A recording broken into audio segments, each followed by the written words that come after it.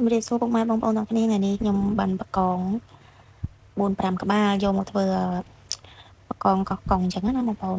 យើងធ្លាប់តែញ៉ាំបកាកោះកុងឥឡូវទិញបកងយកមកញ៉ាំជាមួយនឹងទឹកត្រីកោះកុងដែរអញ្ចឹងណាបងប្អូនហើយនេះគឺខ្ញុំកាត់ក្បាលផ្លះយកតាសាច់ក្នុងណាបងប្អូនលាងទឹកឲ្យស្អាតជាមួយនឹងទឹកអំបិលឬក៏ទឹកក្រូចឆ្មាអញ្ចឹងទៅហើយ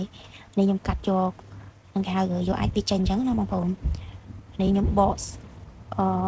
ស្បកវាចេញទៅហើយយើងកាត់ដើម្បីឲ្យស្ដើងដើម្បីយើងដាក់តកទៅឲ្យវាឆ្អិនសាច់យើងញ៉ាំទៅវាសាច់រឹងណាបងប្អូនហើយនេះយើងវះកដាលនេះអញ្ចឹងទៅនេះវះតែប៉ុណ្្នឹងគឺបងប្អូនអាចយកទៅអាំងក៏បានដែរគឺមានខួរច្រើនមែនតើតែចំពោះខ្ញុំគឺខ្ញុំអត់យកខួរទេគឺខ្ញុំកាត់យកក្បាលនឹងចេញអញ្ចឹងណាបងប្អូនមើលទៅសាច់ឡើងតំណមកបងប្អូនហើយតបពីខ្ញុំកាត់ក្បាលកាត់សាច់រួចរាល់ហើយគឺខ្ញុំយកទៅលាងទឹកបន្ទាប់ពីយើងលាងទឹកហើយគឺយើងអាចយកទៅខ្លះសេអញ្ចឹងណាបងប្អូនដាក់តកតិចទៅហើយយើងអាចរៀបចំបន្លែដែលយើងមានស្រាប់ហើយបន្លែរបស់ខ្ញុំគឺខ្ញុំមានស្ពៃក្តោបដាំខ្លួនឯងបងប្អូនគឺជាតិមែនតើនឹងស្រួយស្រាប់ហ្មងព្រោះ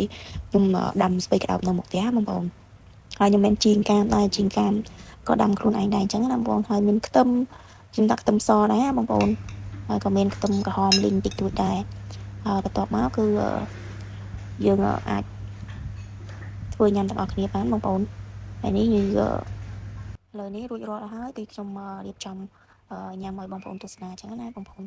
គឺសម្រាប់ខ្ញុំគឺខ្ញុំអត់មានយកបកងច្រើនយកមកញ៉ាំទេគឺមានតែបកង5-6ក្បាលហ្នឹងគឺយកមកធ្វើភ្លាញ៉ាំអញ្ចឹងណាបងប្អូនឥឡូវនេះញ៉ាំឲ្យបងប្អូនទស្សនា